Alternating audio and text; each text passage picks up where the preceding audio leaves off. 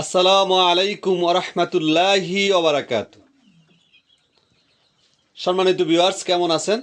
আশা করি আল্লাহর রহমতে ভালো আছেন। আমিও আপনাদের দোয়ায় আল্লাহর অশেষ রহমতে ভালো আছি। ভিউয়ার্স, শুরুতে জানাই শাহপুর কৃষি চ্যানেলের পক্ষ থেকে আপনাদেরকে স্বাগতম। ভিউয়ার্স, আজকে আমি যে বিষয়টা নিয়ে আলোচনা করব সে বিষয়টা হলো ছাগলের বাচ্চা কেন দুর্বল হয়। কি কি কারণে ছাগলের বাচ্চা দুর্বল হয় আমি চেষ্টা করব সবগুলি বিষয় তুলে ধরার জন্য আপনাদের মাঝে। তো ভিউয়ার্স, ভিডিওটা না টেনে সম্পূর্ণ ভিডিওর কথাগুলি মনোযোগ সহকারে শুনবেন।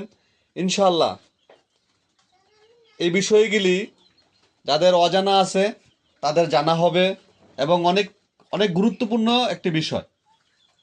একটি খামারে যদি তার বাচ্চা পরিপূর্ণ সুস্থ সবল হৃষ্টপুষ্ট বাচ্চা না পাওয়া যায় তাহলে ওই খামারই লসের সম্মুখীন হয়ে পড়ে এবং ধীরে ধীরে ওই খামারটি আপনার নষ্ট হয়ে যায়। তো ভিউয়ার্স, প্রথম যে কারণটা সেটা হলো অপ্রাপ্ত মাকে ব্রিডিং করানো। অপ্রাপ্ত একটি ছাগলকে যদি ব্রিডিং করান অপ্রাপ্ত বয়স্ক, তাহলে আপনার ওই ছাগল থেকে যে বেবিটা আসবে সেই বেবিটা অবশ্যই দুর্বল হবে। ভিউয়ার্স, আমাদের দেশে দেশীয় ছাগলগুলি আপনার 6 মাসে 0 থেকে 6 মাস বয়সে হিটে চলে আসে, 5.5 মাস বা 6 মাস বয়সে হিটে চলে আসে। তো দেশি ছাগলগুলি, যেমন এই যে দেশি ছাগলগুলি, এই দেশি ছাগলগুলি ব্লাড বেঙ্গল ছাগল, এই ছাগলগুলি যদি আপনার 6 মাস বয়সে হিটে চলে আসলে আপনার যদি প্রজনন করান, তার থেকে যদি বাচ্চা আসে বেশি একটা সমস্যা হয় না, কারণ ওদের রোগ প্রতিরোধ ক্ষমতাটা একটু বেশি থাকে। তারপরও আমি মনে করি যে 6 মাস পরে হিটে আসলে অন্তত 2 থেকে 3টা হিট মিস করে তারপরে আপনার 3টা বা 4টা হিটের বেলা আপনার ওদেরকে ব্রিডিং করানো নিয়ম, যেটা আমি মনে করি ভালো। তো ভিউয়ার্স, করস যে ছাগলগুলি আছে সেগুলো আপনার 8 মাস বা 10 মাস এর যদি নিচে আপনার বয়সে ব্রিডিং করান, 8 থেকে 10 মাস বয়সের নিচে যদি আপনার ব্রিডিং করান, তাহলে ওই ক্ষেত্রে ওর যে বাচ্চা হবে, যে বেবি হবে, সেগুলো দুর্বল হওয়ার সম্ভাবনাই বেশি থাকে।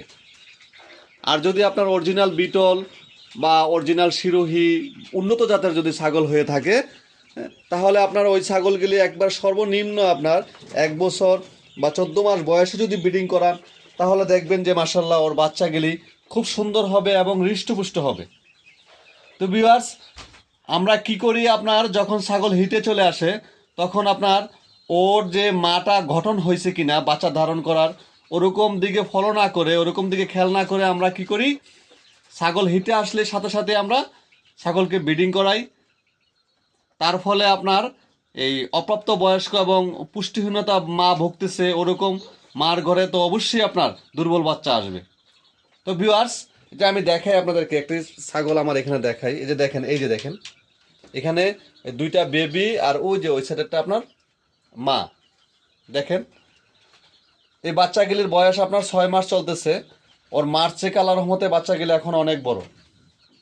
তো এটা দেশি করস ছাগল, এটা দেশি করস ছাগল। এই ছাগলটা আপনার 10 মাস বয়সে ব্রিডিং করাইছি আমি। দেখেন তার ফল দেখেন মাশাল্লাহ। এখন মা আবার আপনার এই ব্রিডিং করাইছি, পেটে আপনার বাচ্চা কনসেপ্ট করছে।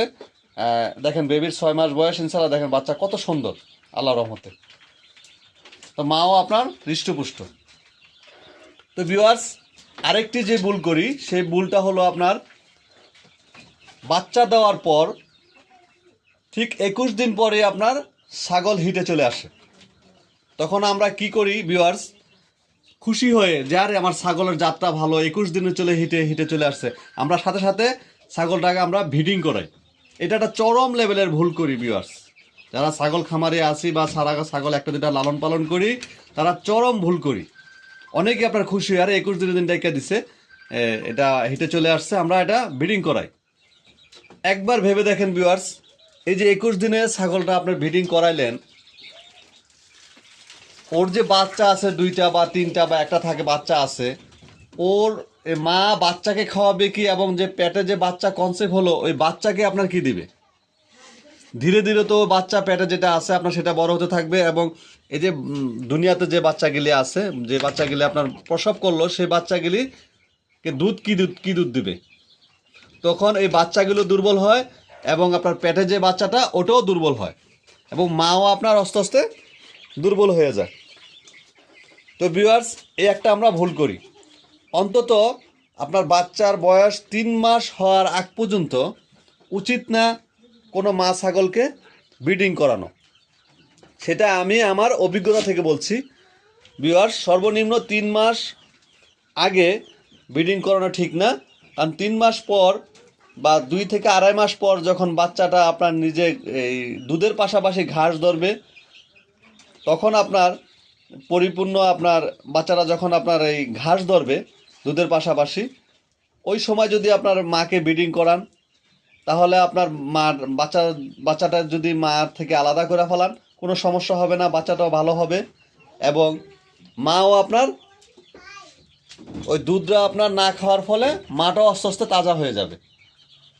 তো ভিউয়ার্স, প্রথমত যেই মানে সব মিলিয়ে যেই কারণটা সেটা হলো আপনার মা যদি সুস্থ সবল থাকে এবং মা যদি পরিপূর্ণ ভিটামিনে মার শরীরে যদি কোনো অভাব না থাকে, ভরপুর থাকে, তাহলে ওর থেকে বাচ্চা অবশ্যই আল্লাহ রহমতে ভালো আসবে। তা আমাদের খেয়াল করতে হবে ভিউয়ার্স, যে মা যেন সুস্থ সবল থাকে, মা যেন দুর্বল কোনো রকমই না হয়। অনেক সময় দেখা গেছে আপনার বাচ্চা প্রেগন্যান্ট কনসেপ্ট করলে মা খাবারের অরুচি দেখা দেয়, অনীহা দেখা দেয়, বিভিন্ন রকমের ভিটামিনের সমস্যা দেখা দেয়। তো ওই বাচ্চা আপনার পেটে বড় হতে থাকে, মনে হয় যে মা ঘাস খাচ্ছে বা মা শরীর সুস্থ সবল আছে, অথচ দেখা গেছে যে বাচ্চা হওয়ার পর মা অনেক দুর্বল হয়ে যায়। এরকমটা অনেক ক্ষেত্রেই হয়, আমরা বুঝতে পারি না পেট ভরা থাকার কারণে। তো ভিউয়ার্স, ওদেরকে তখন আপনার পুষ্টি, যে খাবারে প্রচুর পরিমাণ পুষ্টি আছে ওই পুষ্টি জাতীয় খাবার দিতে হবে, এবং ভালো মানের দানাদার খাবার দিতে হবে। সাথে আপনার মাল্টিভিটামিন বা আয়রন বা ক্যালসিয়াম দিতে হবে।